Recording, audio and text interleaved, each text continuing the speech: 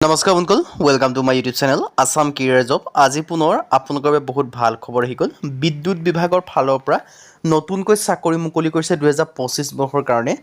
Grade 3 আৰু grade 4 লেভেলৰ চাকৰি হয়। 10 পাছ কৰিলেও এপ্লাইসমূহ কৰিব পাৰিব, 12 পাছ কৰিলেও এপ্লাই কৰিব পাৰিব, লগতে ডিগ্ৰী পাছ যদি কৰিছে তেতিয়াও আপোনালোকে আবেদনসমূহ কৰিব পাৰিব।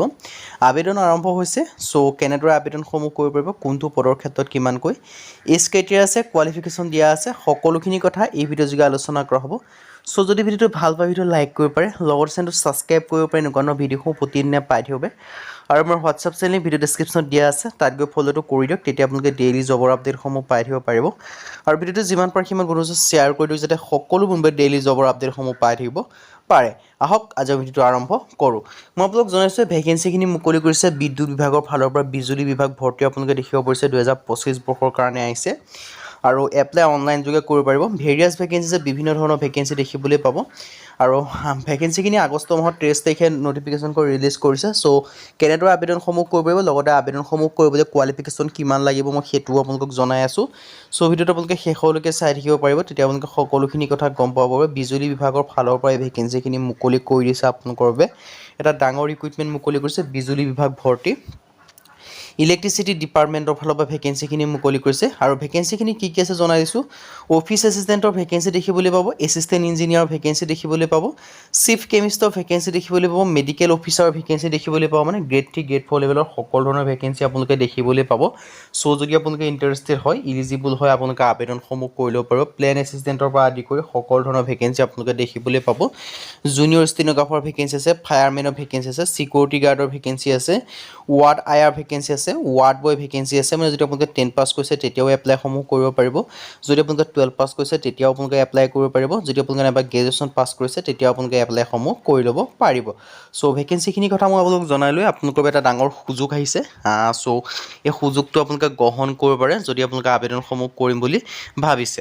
আৰু টোটেল প'ষ্ট আছে 346। এপ্লাই মোডটো অনলাইন যোগে কৰিব পাৰিব। হু কেন এপ্লাই, অল ইণ্ডিয়া মেল হওক ফিমেল হওক সকলোৱে আবেদনসমূহ কৰি ল'ব পাৰিব। চ' যদি ইণ্টাৰেষ্টেড হয়, ইলিজিবল হয়, আপোনালোকে আবেদনসমূহ কৰিব পাৰে। মেল হওক ফিমেল হওক বুলি কোনো কথা নাই, অল ইণ্ডিয়া কেণ্ডিডেটে আবেদনসমূহ কৰি ল'ব পাৰিব। আৰু এজ লিমিটটো জনাই দিছোঁ, মিনিমাম এজ 18 বছৰৰ পৰা আবেদনসমূহ ষ্টাৰ্ট কৰিব পাৰে। মেক্সিমাম আপোনালোকে 40 বছৰলৈকে আবেদনসমূহ ষ্টাৰ্ট কৰিব পাৰিব। 18 পৰা 40 বয়সৰ ভিতৰত যিসমূহ কেণ্ডিডেট আছে সকলোৱে আবেদনসমূহ কৰিব পাৰে। লগতে আপোনালোকে এজ ৰিলেক্সেশ্যনসমূহ লাভ কৰিব পাৰিব। SC SC ক্ষেত্ৰত 5 বছৰকৈ ৰিলেক্সেশ্যনসমূহ লাভ কৰিব পাৰিব। 45 বছৰলৈকে আবেদনসমূহ কৰিব পাৰিব। OBC ক্ষেত্ৰত 3 বছৰ কৰিব পাৰিব, মানে 43 বছৰলৈকে পাৰিব। আৰু PWBDৰ ক্ষেত্ৰত 10 বছৰ পৰ্যন্ত আবেদনসমূহ কৰিব পাৰিব, মানে 50 বছৰলৈকে আপোনালোকে আবেদনসমূহ কৰি ল'ব পাৰিব। চ' যদি আপোনালোকে ইণ্টাৰেষ্টেড হয়, যদি আপোনালোকে আবেদনসমূহ কৰিম বুলি ভাবি আছে, তেন্তে ভেকেঞ্চিখিনিৰ ক্ষেত্ৰত আবেদনসমূহ কৰি ল'ব পাৰিব। আপোনালোকৰ এটা ডাঙৰ সুযোগ আৰু এটা সুবিধা আহিছে। চ' গ্ৰহণ কৰিব পাৰে যদি আপোনালোকে আবেদনসমূহ কৰিম বুলি ভাবিছে। চ' মই জনাইছোঁৱে। আৰু 18 ইয়াৰ্ছৰ পৰা 40 ইয়াৰ্ছৰ ভিতৰত হ'লে আবেদনসমূহ কৰি ল'ব পাৰিব। 10 পাছ কৰিলেও আবেদনসমূহ কৰিব পাৰিব। 12 পাছ যদি কৰিছে তেতিয়াও আবেদনসমূহ কৰি ল'ব পাৰিব। বিজুলী বিভাগৰ ফালৰ পৰা ভেকেঞ্চিখিনি মুকলি কৰি দিছে আপোনালোকৰ বাবে, ধুনীয়াকৈ দেখিব পাৰিছে। চিলেকশ্যন প্ৰচেছটো কৈ দিছোঁ। ইয়াৰ ক্ষেত্ৰত CBT এক্সাম হ'ব। CBT এক্সাম মানে কম্পিউটাৰ বেছ টেষ্ট এক্সাম হ'ব। তাত পাছ কৰিলে আপোনালোকৰ ফিজিকেল টেষ্ট অনুষ্ঠিত হ'ব। আৰু ফিজিকেল টেষ্টত যদি পাছ কৰে, ফাইনেল আপোনালোকে চিলেকশ্যনসমূহ লাভ কৰিব পাৰিব। আৰু এডুকেশ্যন কোৱালিফিকেশ্যন দেখিব পাৰিছে, 8 পাছ কৰিলেও আবেদন কৰিব পাৰিব, 10 পাছ কৰিলেও পাৰিব। যদি আপোনালোকে গ্ৰেজুৱেশ্যন পাছ কৰিছে তেতিয়াও পাৰিব। যদি আপোনালোকে ITI পাছ কৰিছে তেতিয়াও আপোনালোকে আবেদনসমূহ কৰিব পাৰিব। 12 পাছ কৰিলেও পাৰিব। যদি আপোনালোকে ডিপ্ল'মা পাছ কৰিছে তেতিয়াও আবেদনসমূহ কৰি ল'ব পাৰিব। আৰু যদি গ্ৰেজুৱেশ্যন পাছ কৰিছে তেতিয়াও আবেদন কৰিব পাৰিব। মানে সকলো কোৱালিফিকেশ্যন অনুযায়ী আপোনালোকে আবেদনসমূহ কৰি ল'ব পাৰিব। আপোনালোকৰ এটা সুযোগ আহিছে। চ' অপৰচুনিটি আহিছে। চ' অপৰচুনিটি আপোনালোকে গ্ৰহণ কৰিব পাৰে যদি আপোনালোকে আবেদনসমূহ কৰিম বুলি ভাবিছে। চ' এনেকুৱা ধৰণৰ ভেকেঞ্চিসমূহ মুকলি কৰি দিছে আপোনালোকৰ বাবে। ইম্পৰ্টেণ্ট ডকুমেণ্টছৰ ক্ষেত্ৰত মই জনাই দিছোঁ আপোনালোকৰ কি কি ডকুমেণ্টছ প্ৰয়োজন হ'ব এই ভেকেঞ্চিকেইটাৰ ক্ষেত্ৰত আবেদনসমূহ কৰিবলৈ। চ' ইম্পৰ্টেণ্ট ডকুমেণ্টছ লাগিব, passport size photograph, signature, Aadhaar card, education certificate, caste certificate, age proof, এইকেইটা ডকুমেণ্টছ হ'লে আপোনালোকে আবেদনসমূহ কৰি ল'ব পাৰিব।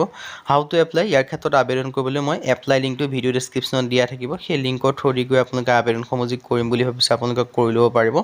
চ' আজি ভিডিঅ' মানে যদি ভিডিঅ' ভাল পালে লাইক কৰিব পাৰে, লগৰ চেনেলটো ছাবস্ক্ৰাইব কৰিব পাৰে, এনেকুৱা ধৰণৰ ভিডিঅ'সমূহ প্ৰতিদিনে পাই থাকিব। আৰু মোৰ হোৱাটছআপ চেনেল ভিডিঅ' ডেছক্ৰিপশ্যনত দিয়া আছে, তাত গৈ ফ'ল'টো কৰি দিব পাৰে, তেতিয়া আপোনালোকে ডেইলি জবৰ আপডেটসমূহ পাই থাকিব পাৰিব। আজিৰ ভিডিঅ'ত লগ পাম।